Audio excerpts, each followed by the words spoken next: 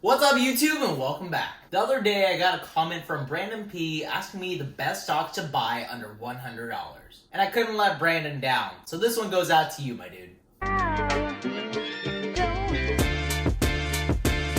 I know a lot of us younger investors don't have Berkshire Hathaway Class A money yet, and I know we're all in the search for great deals. So I went out and found 6 different stocks under $100 for a variety of investors. So whether you like dividends, tech stocks, banks, or medicine, I got you. I'm like the buffet of stocks. Buffet, same thing, right? So in today's video, I'll be going over each individual stock that's under $100, show you their long-term charts to give you an idea of what return you might see, and finally explain why I see value in them. First, I want to cover one of my personal favorites. Can you guess what sector it's in? If you guess tech, you're damn right. AMD is by far my favorite stock under $100.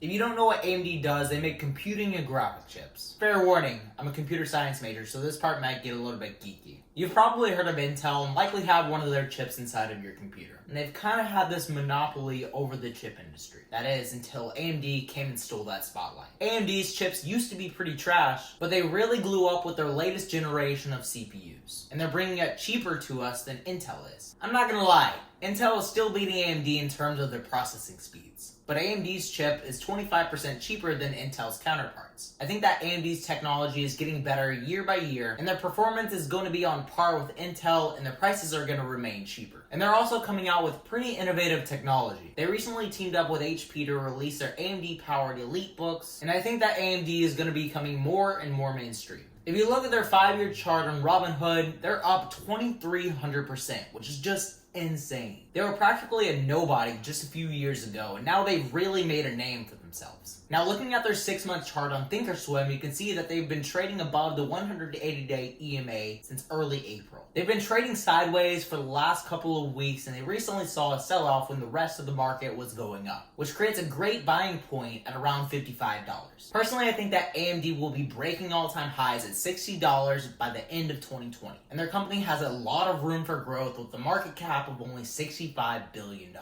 I had a really hard time choosing this next stock because I wanted something in the banking industry, but I was really struggling to choose between 2 banking firms. I was debating between JP Morgan and Bank of America because they followed a very similar trend and they're both up about 45% from 5 years ago, but I ended up choosing JP Morgan because they have a higher dividend payout. While Bank of America is a great growth company with a 3% dividend yield, JP Morgan pays out 4%. I know that's a pretty small difference, but that's an extra McChicken at McDonald's for you. JP Morgan has been trading horizontally and slightly downward since the beginning of April, but ultimately I think that the banking industry is bound to recover. We all need them in order to build business in the US, and banks are actually getting a lot smarter with their money. But even if they do screw up, we all know that Fed Chair Powell is going to bail them out. JP Morgan has been consistently profitable for the last 7 quarters looking at their earnings per share, and I expect nothing less from them. Their share price is up over 500% from the bottom of the market in the 2008 recession, and I think that their stock is at a really good price right now, down nearly 30% since February. My next stock pick for under $100 is for all of you dividend lovers out there, and it's probably one of the most popular stocks among the dividend community. And it's AT&T. If you look at their 5-year chart on Robinhood, you can see that they've been trading sideways for the last 5 years. They've been trading between $27 at the bottom of the 2020 stock market crash and a high of $43 back in July of 2016. Now, I know what you might be asking. Greg, why the hell would I buy a stock that's just trading sideways? How am I supposed to make profits from that? These chicken nuggets ain't gonna buy themselves, bro. And I'll tell you how. AT&T has a whopping 7% dividend yield, which means for every $100 that you invest in them, they'll be paying you $7 back each year. This is pretty close to the average return that we've seen from the S&P 500, which grows around 8% each year. On top of that, AT&T is at a pretty great price point near the lows that we saw during the crash of 2018. And personally, I think they have a lot of room to grow, especially with 5G developments. Looking at their 6-month chart, you can see that they're a little bit overpriced at nearly 80 RSI, so you might just want to wait for their share price to come down to $30 if you want to get the best deal in the stock. But maybe you're like me and you're not the biggest fan of dividend investing. You're a little bit more risky and you want some quick returns. If this is you, then Moderna is a great stock pick. We saw them peak last week at around $85, which shows their potential for growth, but their stock sold off quickly as the hype from their trials died off.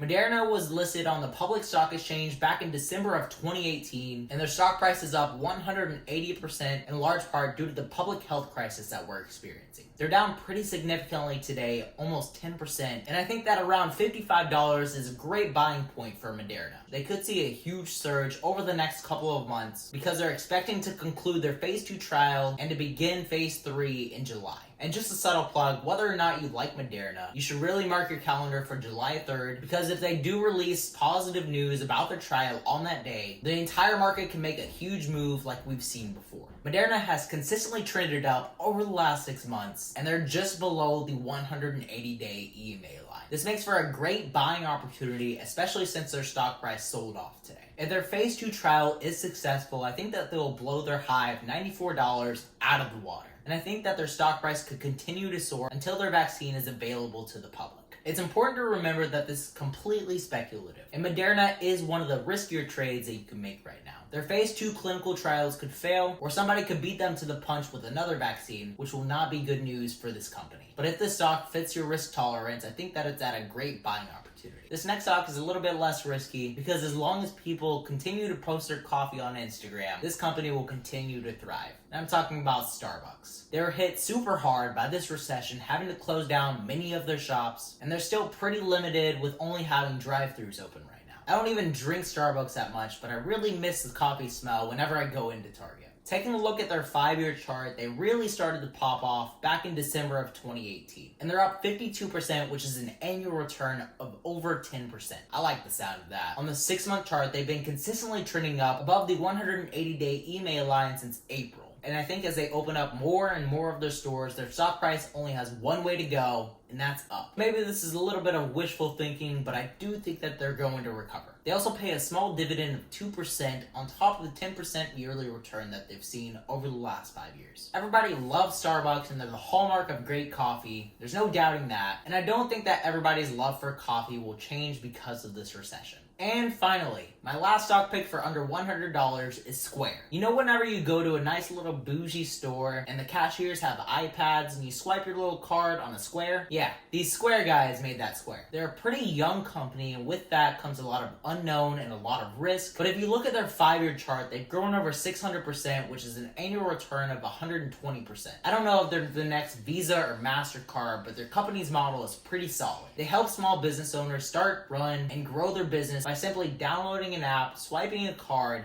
and receiving a payment in only a few minutes. This is in contrast to regular business transactions where it takes 2 to 3 days for the money to hit the merchant's account. A lot of small business owners love this. If you take a look at Square's 6-month chart, they've made a pretty sharp recovery, trading between 50 and 70 RSI for the last 3 weeks, which is a great bullish sign. You might be able to get them for a better price at $75 along the EMA line, but I'm not sure if they'll see this massive sell-off. Again, they're a pretty young company, and I'm not sure how long they'll be around for, especially with a lot of small businesses being shut down because of this illness. But I do think that it's a pretty solid investment to make because small businesses can rely on them for their quick payment services. Each of these companies are equally as great to invest in, depending on your goals and your risk tolerance. So invest in whichever you see fit for your trading strategy. Of course, I couldn't list all the best stocks under $100, so if you believe I missed one or you have a favorite, make sure to share it down in the comments below. If you found this video useful, don't forget to like and subscribe. And as always, if you want to keep up with what I'm investing in on a day-to-day basis, be sure to check out my Discord, the first link down in the description. So with all that said, guys, remember to stay positive, stay green. I'll catch you in the next one.